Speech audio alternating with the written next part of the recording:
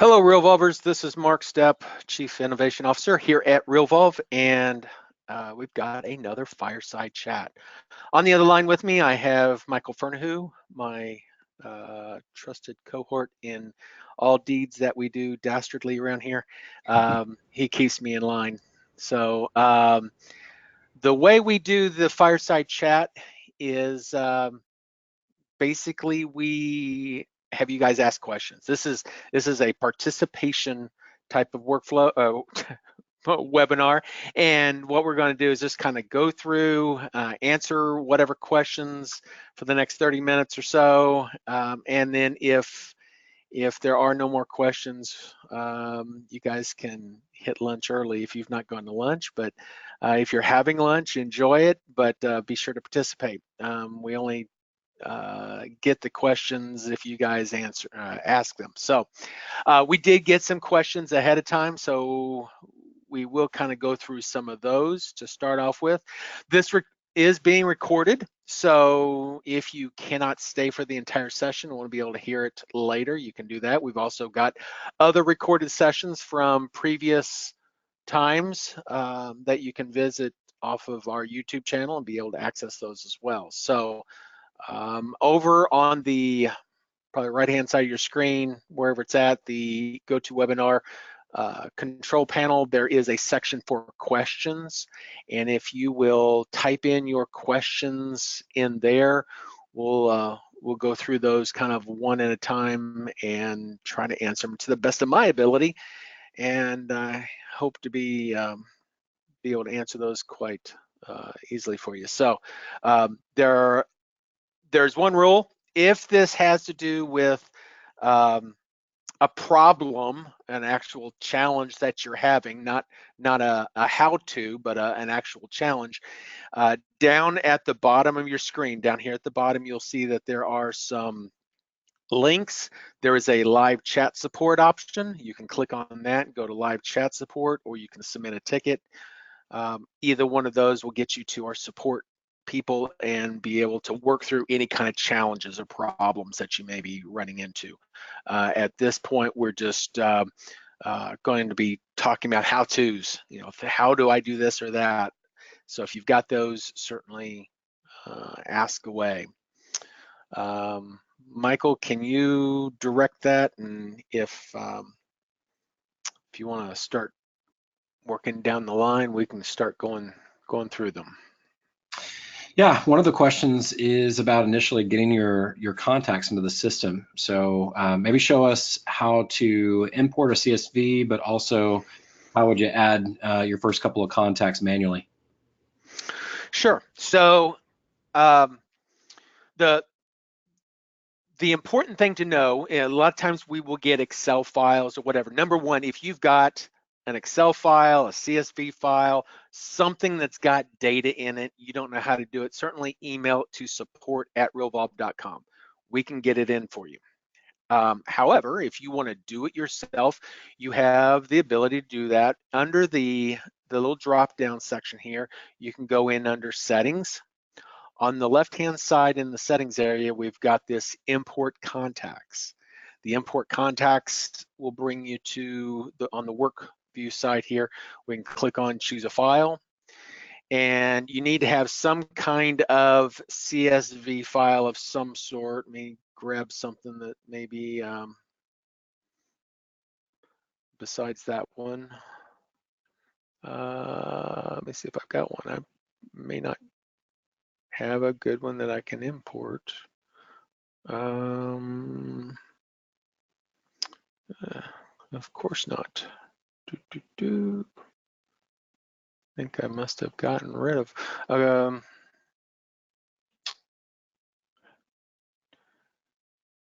don't see any. Let's go to, okay, let's just grab, let's go ahead and grab, this is really not a good one. I'm just gonna go ahead and grab this one, see if I can use this and upload. Nope, can't use that one. So here, let's do this.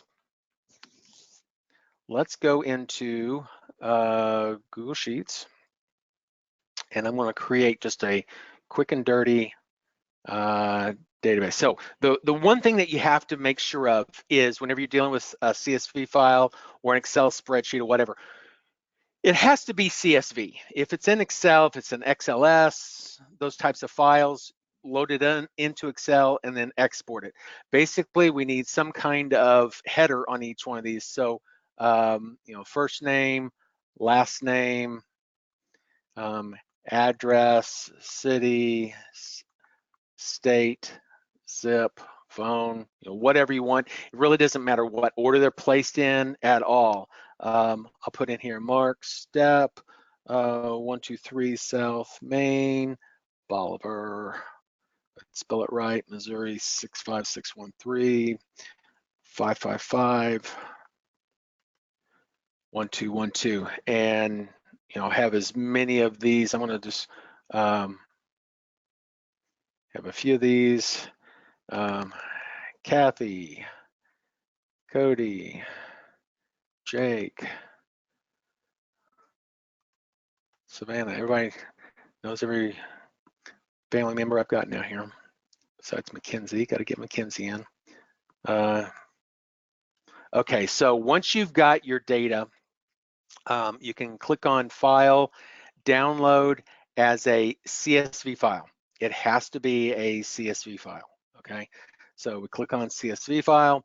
We're going to go to our downloads and we're going to say stepfamily.csv and save. So now, come back over here, choose a file, step family, open, and upload. So it will take that file, that CSV file, it'll show you the heading of each of the columns that are in that data, and it'll show you the first record of information that's in there as well.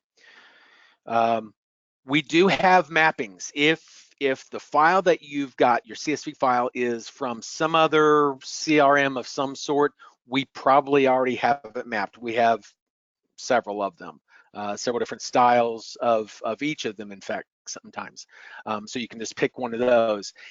If you don't have, if it's something custom that you've created, it's not in that list, you can come in here and start setting this up. Now, one trick that I do, one thing that I like to do is this record type over here determines whether is it the primary contact, so it goes into the contact database as the main contact, or a linked contact for the spouse. Is it a property, a transaction, or a template-based import? Because you can import more than contacts, you can bring in properties and transactions as well. If you're bringing in just contacts, the easiest thing to do is come down here and say skip remaining fields. It'll go ahead and put primary contact in all of these. Now you can change them if you need to change them, but what that does then is that gives you just one column to have to deal with. So over here, I'm going to say, well, this is my first name field, this is my last name field, this is my home address. Make sure it's not other or work. So some people have gone in there and picked those out incorrectly and mixed their homes and their works addresses. You'll see if it's been used, you can't use it again. So city and state and zip. And then down here's our phone number. There is different options for the different types of phone numbers, home phone, mobile, whatever. Put that in there. Now, once you get it, you've got everything mapped out, you can save it. You can give it a name and say, my mapping, whatever. And then it'll be available if this is like data from a title company that you're importing maybe monthly or something. You can save that mapping so you don't have to do it each time if they're always giving it to you in the same format. You can then save it. If on this list of names, if you want to tag them with something, you can tag multiple different types of things and put them in there as well that way. And then we can click on Save and Import. So then it takes all those names, tags them, and we'll put them into the system. So if I come over here to my dashboard, It may take, depending on the size of your import, it may take a little bit of time to go through there. Let me go into the contacts area. I'm going to set up a new filter. And in that filter, I'm going to set up and search for family, which is what I just put in there. Should come up with 6. Oop, I clicked it. If you click on the little chevrons there, it'll bring up the full list of everything. So if I go to any of the names in here, now it's got it. So family's tagged. If I come into the contact section, it's built in my city, state, and zip. In that import, had I chose primary on some and maybe secondary on some fields, if maybe there was a spouse name in the same record, they would go ahead and link the records. It would create 2 contact records in there. So you can do all that importing all at once fairly easily. Now we can do that for you. Again, just send that to our support team, support@realvolve.com. To add your own contacts, just a matter of clicking on the plus from the list view here, clicking on the contact. Yep, I know. I didn't save that search, so it was telling me. So I'm going to click on plus on there, and then you can just start typing in the same type of information. So Joe, Allison, and whatever address information, phone numbers, stuff like that can all be in here as well. If I want to tag somebody, come over to the radar area, and I want to tag them with friend, and puts in there. You can add as many tags as you want. The phone numbers, birthdays, there's lots of information over here on the right-hand side. Now this is getting ready to change here fairly soon. We're gonna have this so it's collapsible, and a few more additional fields are coming down the pipeline. So keep a look open for that. But a lot of good fields that is important. Now, there are some important ones, and these are actually getting moved up to the top once that update happens, is the contact type, stage, and status. So whenever you're putting in your contacts, they can go in as different types. One of the things that you want to make sure of, if it's going to be a potential client or a client, put them in as contact type client. Now you could put them in there as a prospect if you wanted to. This is almost synonymous with a separate database. So you've got your agent database, your farm database, your vendor database, and you can kind of think of it that way if you want, so it can segregate those out very easily. But anybody that potentially is a client, could be a client, you can put them into the client side. What's more important, even more important, are the stage and statuses. So we have people that are brand new. Typically, you put them through in as an aware. Once you start doing stuff with them, it'll change to know. Once you start doing business with them, it'll go to like. And if they start referring people, it'll trust. So these different stages are kind of pre-built in there to allow you to keep an idea in your mind and in the database of where people are at. Then the contact status is, are they a suspect? Brand new name, unqualified, you just got them, it would go in as a suspect. Once you start sending stuff out to them, if they reply back and then they've not signed on the dotted line, but it's still a potential prospect, you put them as prospect. If they say, well, I'm really interested in buying, selling a home, put them in as a lead. And then if they sign on the dotted line, it goes to a client. If that transaction goes through, then they become a past client. It's real simple. Those two fields, the stage and status, are what are used within the dashboard to deal with the cross section. So it looks at those and how you deal with people on a day-to-day basis. So if we come back over here to the dashboard and we look at names that are in the database, I can see my suspect, prospect, lead, client, past client. Am I aware, know, like, and trust? Whenever a lead comes in initially, you either manually enter them or they're zapped into the database. You can put them in. This will list them off and and how long it's been since you've talked to them. This is kind of a fail-safe area where if you've not contacted them in a set number of days, it will warn you and say, hey, you've not contacted them, make sure you give them a call, and then it tells you, who they are or whatever. So this is just a sample database of things that got. In this case, these are just names, and it tells you how long it's been since you've contacted them. Your job is to say, well, I haven't contacted Bob in a long time. I'm going to give Bob a call. I can click on him. I can click on his name up here, and it'll open up a separate tab with his information in it if I want, or I can just add a quick note to the contact record. I can send an email. I can change dates of when did I last communicate with them. Well, maybe I just called them today. At that point, whenever I do that and I back up here, now Bob's taken off my list. I don't have to call him anymore because I already did. It's notified me that he's been taken care of. So that type of thing is available. That was probably overkill with what you wanted, but knowing that you can either import through a CSV or manually add contacts is what's important there. Awesome.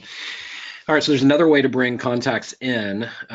So we connect through Zapier, and I don't know that we necessarily need to go a ton into how to set Zapier up, but if you can at least talk through the possibilities of what you might be able to connect with, and then where can they find resources on learning how to do this in depth for all the Sure. So there are lots of companies besides Realvolve that have created Zaps, and Zapier.com is kind of the holding area of all these pieces where I can communicate with lots of other applications. So if I come up here and look, there's over 1,500 different apps that you can bring data in from or send out to. So what you can do within Realvolve is set up, actually do it within Zapier. You set up a Zap that says, hey, if a lead comes in from maybe a Google form, or a lead comes in from Facebook, a lead comes in from wherever, maybe your website, maybe you got some WordPress website stuff set up, doesn't really matter. There's lots of different sources that can trigger this. Well, it triggers a Zap, and that Zap says, hey, I've got a new lead, and where do you want to stick it? Well, it then gives you the option to do an action, and then the action would be Realvolve. So if we just go over here, I'm going to go back to my list of Zaps, and let's say, for instance, here's one where I've got a spreadsheet set up that if something comes into the spreadsheet, it automatically goes into Realvolve. So here is, there is a trigger. The trigger is the spreadsheet, and the action is create contact. And if you come in, you can set up some trigger stuff. You can set up some, and let me just go into the customize contact. You'll see that there's all kinds of different fields that you can map. So if in your spreadsheet, you've got different fields, names, addresses, phone numbers, notes, birthdays, anniversaries, those types of things, you can bring them into Realvolve. Now, the really cool thing is that you can tag them as they come in, you can give them their source, but you can also set up a workflow to automatically run if it's a new contact or if it's an updated contact. This then gives you the ability to say, hey, I'm getting leads from a website. That website automatically imports them into Realvolve. Realvolve says, hey, I've got workflows, and the Zap says, hey, I want certain workflows to start based off of this being a new contact, and then it starts that workflow. So now that contact's in your database, there might be an email that immediately goes out to them from the workflow that says, hey, thanks for visiting my website, or thanks for visiting Zillow, or whatever.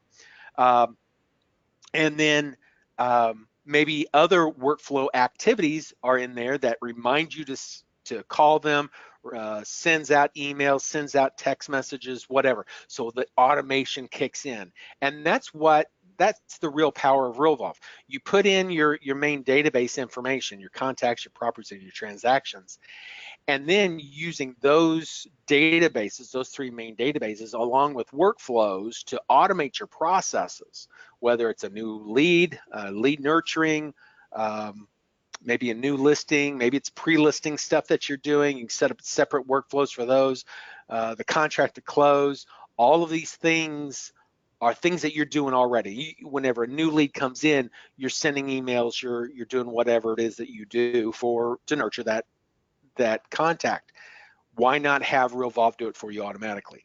Save that time, allow you to do other things, including phone calls and stuff that Realvolve doesn't do for you.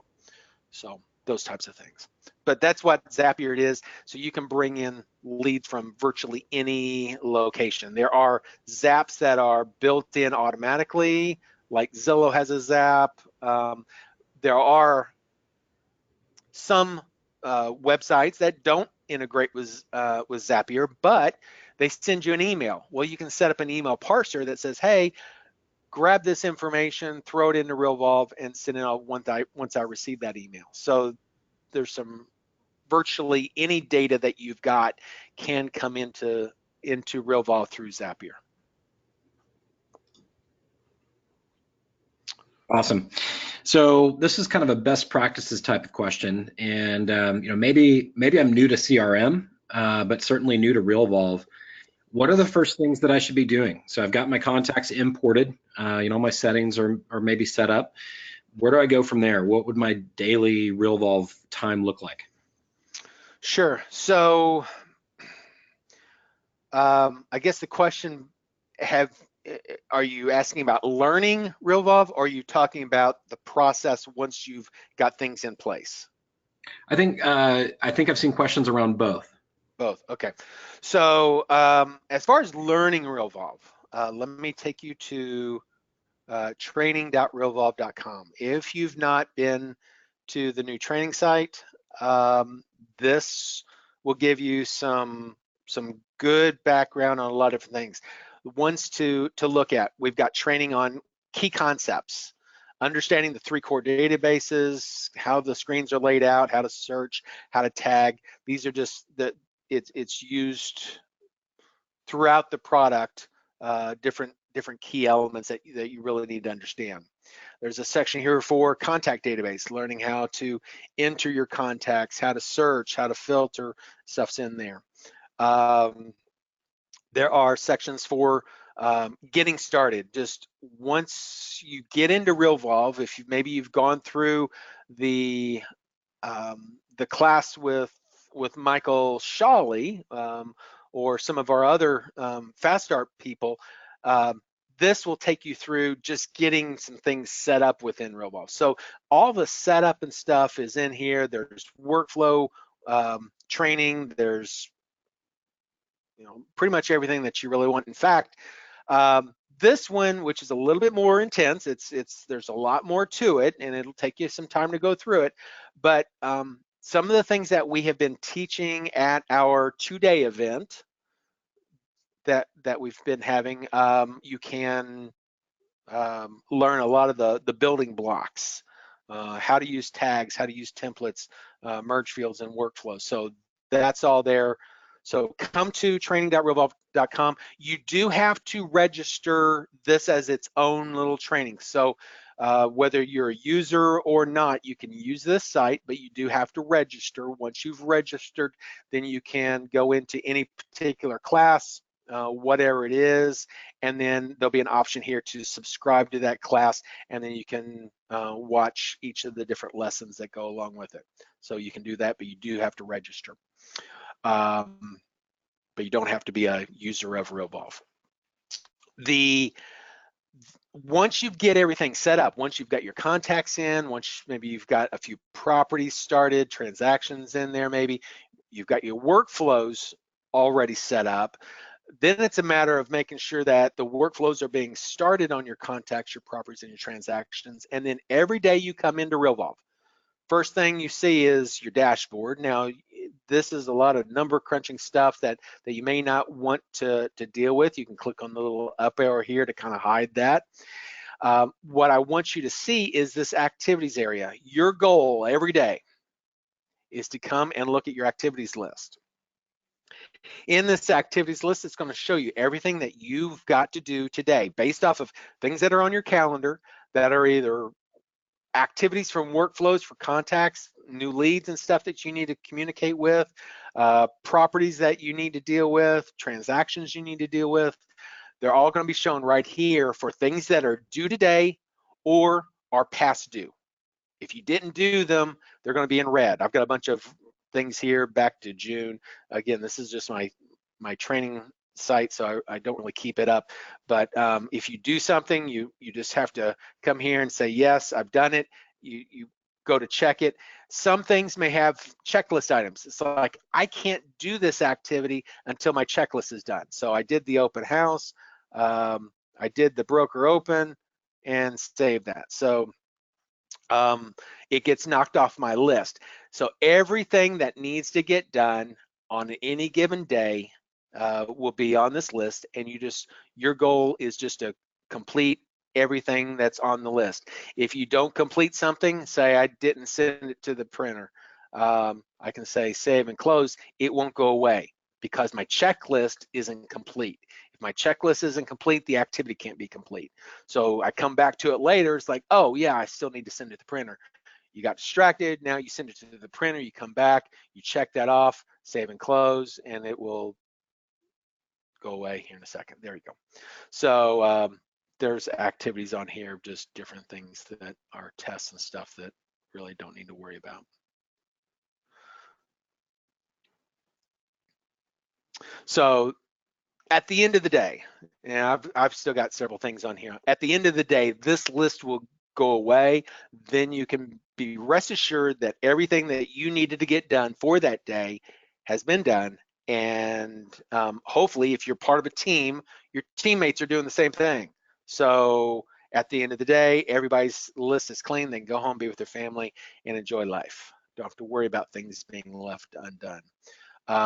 If you are a team leader and you want to go over here to the activities list, you do have the ability to say, well, I want to look at my activities for other team members.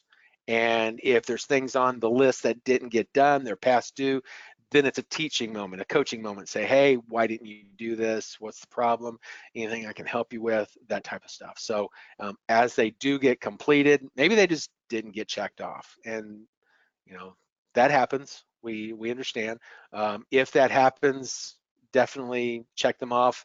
And then once you check them off, they will go away if you refresh the screen. I have it set so that whenever you check it over here on the left-hand side, it doesn't actually go away until I refresh the list. So we're good there. But other than that, that's really the day-to-day process, just making sure that you got your contacts, properties, and transactions in there. Once you get them in there, you're starting workflows and have the workflows running. The workflows then drive your day. And all you have to do is just come in here and make sure you're doing the things that you need to do. Your team members doing the things that they need to do. And then you're good. How's that? Love it. And one of the things that I coach people on as well is if you're first getting started with Realvolve, and especially if you're first getting started with CRM in general, Realvolve is a very powerful program. It can do a lot. Don't feel intimidated as you first get started thinking that you have to use 100% of the software on day one or even month one. And in the same way that majority of us could open up Google Sheets or Microsoft Excel and use about 5% of the program and be pretty happy, and that will accomplish the things that we need for our business. You really need to start with the things in Realvolve that are going to make a difference for you. And what are the things that are going to create efficiency and help your day to go smoother and for you to be in front of more of your people. So encourage you with that as well. Yeah. So one of the things that that you're going to, especially whenever you're first starting, that you're going to do is you're going to want to either load up workflows or you're going to want to create your own workflows. So if you want to download or install something, I've got a bunch in this that are just different test stuff. But if you want to add some workflows from our library, click on the little plus here under the workflow sections. I went under workflows, I click on the plus here, and I can say add a workflow from the library. And from here, there's a little over 100 of different workflows that were created either by us, Realvolve team, or by other users, and they've made them available. Now, some of these are premium, where it requires a code of some sort to install. Others are public, which just means you can just download them and install them and use them however you want. So definitely look at those. There's a good mixture of both. There are probably a little more premium ones. Just because it's premium doesn't necessarily mean you have to purchase it. It just means it has a code. So you might contact that person, whoever it is, and say, hey, you know, how do I get your workflows? They may give you the code. They may charge you for it, whatever it takes. But whenever that workflow is then installed into your system, it'll be listed over here on the left-hand side, and then you can use any number of them for your day-to-day processes. But here's the deal, you can create your own. You don't have to purchase anything, you don't have to install anything. If you've got your own systems in place, you can also create your own. So you can just click on the little plus, create a workflow, and then it's just a matter of saying, giving it a title. How do you want to use that workflow? Is it a contact workflow? Is it a property workflow? Or is it a transaction workflow? And then start adding activities that go along with it. And once those activities are defined, you just come in here and you say, hey, on day 1 I do this, day 2 I do this, day 3 I do, you know, whatever. You can set up lots of different things. The thing about a workflow is it doesn't have to be perfect starting off. If you just want a new lead workflow and all you want it to do is notify you that a new lead got put into Realvolve, make that one activity and you're good. So that the new lead comes in, you immediately get a text, hey, John Smith just registered on your website and is now in Realvolve. That's all it does. But then you start thinking, well, you know, I'd really like to send him an email. Well, then you come back into your workflow and you add another activity. Maybe it's to send a thank you email. So the next person that comes in, you get the notification, they get an email, a thank you email. So then just keep building on it as you go along. And then as you progress through using Realvolve, the things will start making more sense and you can do more with it. There's a lot I can teach you on workflows. There's tons of things that we can do that are very sophisticated. It doesn't look that sophisticated, but there's checklists, there's actions, there's things that you can automate through this, whether it's with checklists or multiple actions. So things are really cool whenever you get things set up and it's all automated and you don't have to do anything but sit back and relax and wait for Realvolve to do it for you or notify you to be done. So Patrick is asking about templates, maybe just some basic template editing. And his specific question here is he needs help setting up the templates to send letters each month. I'm not sure if he means e-letters or physical letters, but why don't you kind of touch on both since we can do both? Sure. So workflows and templates are two different things. Workflows basically tell you when to do something. A template is the content that you're sending. So a template can be an email, it can be an SMS text message, it can be a Twitter message, you know, those types of things that get sent out. You can have just very plain, let me see if I can grab one here. That's just a plain message of some sort. Like here's a social media something or other here. So dear, and then it uses some kind of merge field to fill in value. So say, dear whoever the buyer is out of this transaction, let's get you connected, and all the different things that go along with it. So you can set up a template to go out If it's a newsletter, maybe a monthly newsletter of some sort. Let me see if I've got some kind of newsletter, something or other here. Okay, so probably not a great option there, but so you can, templates can be higher end as well, so you can create sophisticated HTML, email type things, or you can just use very basic text type emails that go out. Everything that you type into this basically will be sent. So there'll be a current date on there. If I put in bracket, it'll bring me up a list of all the merge fields that are available. Maybe I want to put in there a greeting. So, dear John, the greeting will contain the person's first name. Attaches your monthly newsletter, whatever, and hit save. So, excuse me.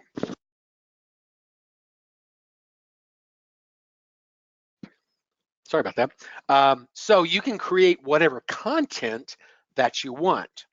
And if it's something that maybe you're going to send out monthly, you might want to do one of two things. You can either set up the entire year's worth of monthly newsletters, so January, February, March, April, all the way down, or you can say, well, I just want to create it as we go along. So I just want to send out a new newsletter each time. So maybe I want to do that. I'm going to create a new workflow, say create a new workflow, and say my monthly newsletter.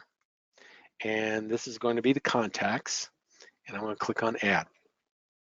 So now that I've got the workflow named, that's all I've done is just given it a name. It's going to be over here on the left-hand side, my monthly newsletter.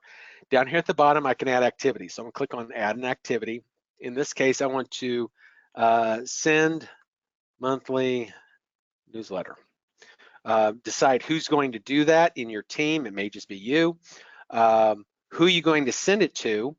Normally, whenever you start a workflow, it's going to be on whoever the workflow content, whoever you're going to start this workflow on is going to receive it. But in this particular case, you might say, well, I just want to send this email out to everybody that's tagged with newsletter.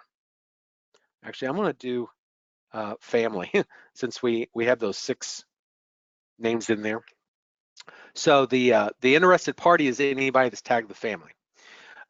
When do I want to do this? Well, I just want to do this, 0 days after the start. Whenever I start this workflow, I just want to go out. Maybe you want to start this on a certain day, and you can say, well, I want to start this on the 15th.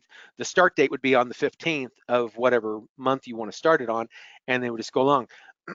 So no big deal there. But what you might want to do is say, well, but I want to do this monthly on the day of the month. So on the 15th of every month, I want to send this email out. I want to create an action. The action is send email.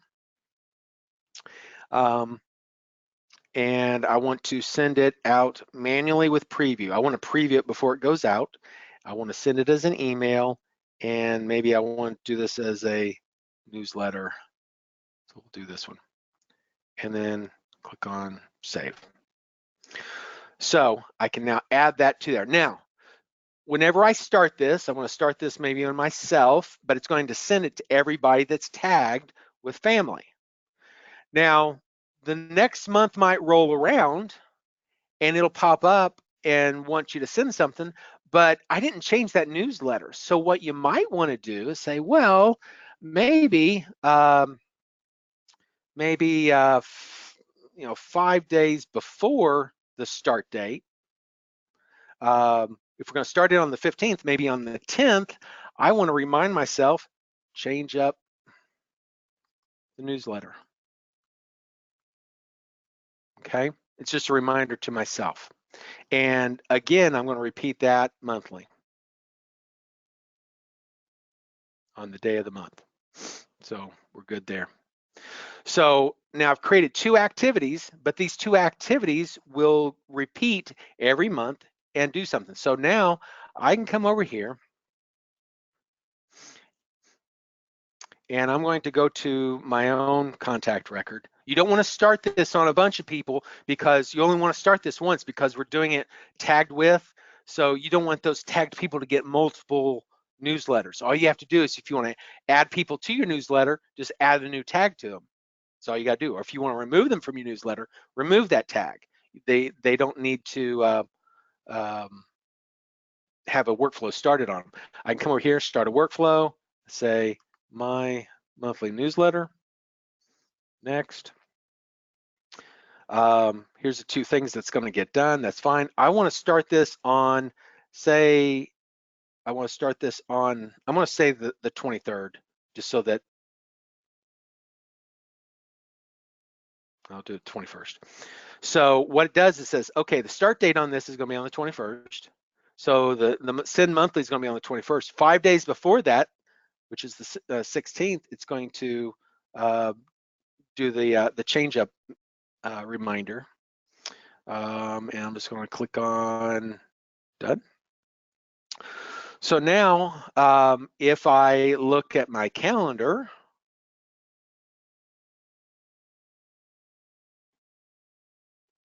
on the, hello? Oh, am I logged in as a different person?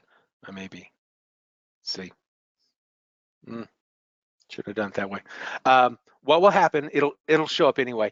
On the 21st, it's going to pop up and say, hey, you need to send out your newsletter. All you'd have to do is click on that and it would send it. 5 days prior to that, though, you would have gotten an activity that says, hey, change up your newsletter. You can go into your template. Sorry, I picked the wrong one. Go into your template, go into your newsletter, make your editorial changes to this, and then go along. In this case, if I'm always using the same newsletter, it's one thing that you're going to want to do is always use this one. If you want to save the old content, make a copy of the old content and change the one that you're actually sending. So maybe you've got a copy of January, a copy of February, that type of stuff. And then maybe next year, maybe you want to use that one for some other thing and be able to do some minor modifications and actually build it as a library after a while. So those types of things can be done. And once you get that set up one time, you can just keep it running. But again, I caution you, whenever you're doing anything like this where my monthly, where you're using the tagged with, send monthly newsletter, you only want to start this one time. If you start this workflow again, whoever is in the family tag could get 2 of those activities because you're running 2 activities with the same type of thing. So just, you only need to run it once. If a person doesn't want to be on that tag anymore, then if they don't want to receive that newsletter anymore, remove that tag from them and they won't get it. So you're good to go. Hope that makes sense. Awesome. Okay. Let's see. Quick question on this one. Any suggestions about identically named clients? So I've got 2 John Smiths, but they're different people, different addresses. But when I go to search, then I get 2 in the list, and I'm not sure which one. Is it just as easy as just clicking, or is there any way that I can designate that in the title? Yeah. I know in my party members and transactions or properties and transactions, the party members, I have a fix for or a change for our engineers so that it does show the address field off to the right in some additional information about that contact instead of just the name. The only thing that you could do is maybe go in there and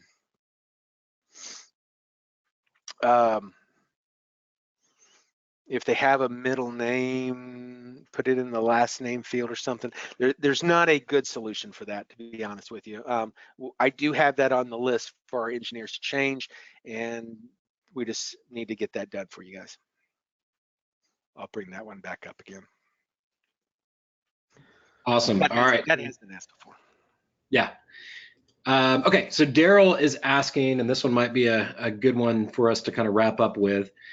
He's asking about the contact cross section and the R factor. Okay. So specifically, he says his grid is all zeros on the contact cross section, and then kind of wondering how the R factor works and how they work together. Sure. So going back whenever I was adding a contact, if everything is zeros in here, that's not a bad thing. Um, but if it's always zeros and you know that there should be some people you should have contacted, here's the problem. So a contact, and let's just go to Larry Linder here. Now, Larry is, I'm going to come over here to the contact side. Larry is probably, he may be a vendor, I'm not sure. No, he's client. Okay, so Larry is in my database, but he may not be showing up in my cross section because I don't have a stage or a status on him. If I want him to, I want to be sure to contact him on a regular basis of some sort. I want to make sure that number one, he's been staged and he's been statused. Can I make those verbs? Maybe he's been a past client and currently a past client and was like. What we do is using those two fields along with these date fields here. So like last call date, maybe I called him back on October 1st of 2016. It's been a long time since I've contacted Larry. And so he's a client that's under like. So once that information is saved one time, once it's in there, then it kind of sets the motion for the things to happen. Now, if you're making phone calls with contacts and you put in a note, called blah blah blah. If you come down here and say check, the last call date, if you check that and save that note, then it will update that date field for you automatically. What we do, and this is key, the purpose of the cross section is to identify those people that you have physically talked to, you've made one-on-one communication with. We want to make sure that you're building your business through relationships. And the only way to do that is communication. Now, if I send him an email, I don't know if he's received it or not. Is that good communication? Not really. If I send him a text message, could he have received it? Yeah, probably, but he may still not have seen it. I mean, it's possible. But if I call him or if I visit with them, I know I've made good communication. So if I look at the like and past client section here, there's Larry Linder. I've not talked to him in 1,103 days. His scores dropped significantly, probably because I haven't talked to him in a while. That scoring mechanism is in there so that it just keeps scores as contacts go up and go down in scores. They they'll be shown there. So if I did make contact with him, this is just kind of a fail-safe again. It's to let you know that there's somebody here that you've not talked to in a prescribed number of days. Where do you set that up? Well, if I come in under the settings area, I'm going to open this up in a new tab just so I don't move away from this too much. I can come under the set default fields under the dashboard. And here's this contact follow-up settings. And what this does is we say, okay, if I've not talked to a suspect, somebody that's brand new in my database, in the last 2 days, I want to be sure to be notified. So they're going to show up in the cross section. If they're a prospect, it's 3 days. If it's a lead, every 7 days. If it's a client, every 7 days. Now, they should be on some sort of workflow if they're a client, and really any of these, they should be on some sort of workflow to make sure that you communicate and contact with them. But if they're not and you haven't communicated with them, the cross section will show up. If they're an A, B, C, or D, then and a past client, it kind of kicks into older days. So if they're an A, I want to be sure to communicate with them every 30 days. Now you can change these to whatever number you want. And if you don't want to communicate with somebody that's a D, put in a 0 in there, and they won't show up. So it's just an easy way to identify those people that you want to communicate with in a certain number of days. So in this case, Larry hadn't been called within 1,100 days, so I can go to Larry's record. I can click on him. I can call him if I want to call. If I want to just say, yeah, actually, I did communicate with him, man. It was maybe a couple days ago or whatever. You could certainly do that. Maybe it was on the 1st, whatever. So now, because Larry is a past client, it'll be X number, 100 and some odd days before he shows up again. So that piece is there for you to continually see and make sure that nobody falls through the cracks. They should be on workflows, but if they're not, you'll still be able to communicate with them. But it is important that they're in that cross section, because there's going to be people that you don't want to be notified because they just don't qualify. If the stage and status are none, they're not going to be communicated with. So that's that. Every contact, as you do things with them, they're going to be given a score. So if I start adding data, I start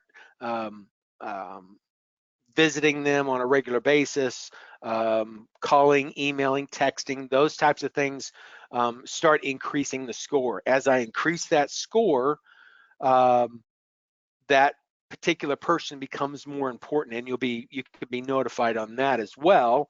But it's definitely a matter of making sure that your stage and status are in there as well. Did all that make sense? Did that answer the question? So I think once you start seeing what happens, then is you get contacts, and if they're a client, a prospect, a personal, or a farm, you'll see that my numbers here are different. So I've got some of these contacts in my database are maybe agents or vendors. Those types of people aren't counted in your R factor. But in this case, I've got 304 contacts in my database, and my R factor, based off of scores on all those, whatever, my R factor is a 2, which basically means I'm not really using my database very well. If it's 0 to 2, maybe even a 3, you may not be using Realvolve. You're probably not using Realvolve on a regular basis. You want your scoring mechanism, because of all those communications, the scoring going up, scoring going down, your R factor will adjust, and you want your R factor to be hopefully above a 5, closer to a 10. It's going to be 0 to 10. That R factor is what there's a magical formula that we've come up with that allows us to know, based off of other users and how the size of their database and how they're interacting with their database compared to yours, what that R factor is determining will help determine how many transactions should I be able to do with those contacts. And then based off of my average commission, what kind of commission will I get off of those? So you can go in, click on some of these, kind of look and see what different types of information that you can gather from these as well. So some good information, but definitely your goal is to keep your R factor higher, and you do that by communicating with your people, doing things with your people, emailing, replying to emails, they're replying back. Those scores get adjusted, and as those scores go up, so does your R factor. If you've got a low R factor, you could have a huge database and you're getting lots of leads. Maybe you've got 1,000 names in your database, and 800 of those are just leads. 200 are actual clients. Well, we adjust the scoring based off of how are you dealing with those leads. If you're allowing a lot of those just to sit in dormant mode, your factor's going down. If you're letting your clients, uh, not doing things with your clients, your score will go down. But if you're communicating with everybody, you're doing things, your scores go up, and everybody's happy. So the thing that we've done is try to use big tech words, AI, artificial intelligence, and machine learning, and all this stuff's out there, but it's a simulated version of what's my friendship score. Uh, am I doing things? If there might be two contacts that are in your database, both of them are good friends, but you do things. Maybe you go to the ball games, or you've got activities that you've got scheduled. You email them just a little bit more. We see that, and we score that differently. So even though you think of them as two equal friends, you're actually doing something with one of them more than the other, and we can see that. So. And then he has a follow-up question. Do the ABCs come through, do they come up in the contact cross-section?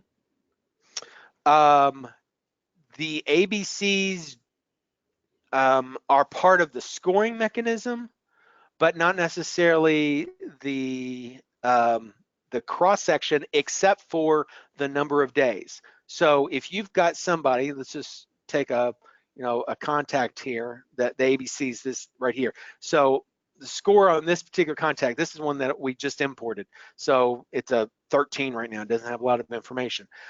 If I put them as an A, it takes a few minutes, but its score will go up because it's considered a higher person. Now, if I look at Mark compared to Savannah, it's going to be, actually, that's a different one. Maybe it's this one. Here we go. So this one is a 13, where that Mark one, the score will go up after just a little bit. It's a 13 as well. So, but it takes just a few minutes for the algorithms to run. But once it runs, then you'll see that this one has a little bit higher score. That then determines one small piece of the scoring mechanism that then works on the R factor, but the cross section then also uses that to determine the number of days I should wait. If they're an A, I want to contact them every 30 days, versus if they're a B, it's every 60 days. So they won't show up if it's under 30 days, but if it's over 30 days, they would show up in my cross section. So. Awesome. All right, last question. How do I add source types to the system? Okay, so that again is under the settings. You go in under settings. There is a contact source types right here.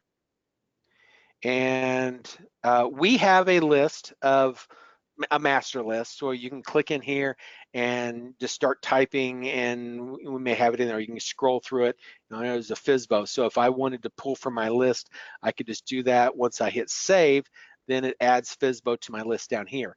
If it's not in the master list and you want to add something custom, you can put in whatever you want to there, and then click on save there. Then it adds that to the list as well.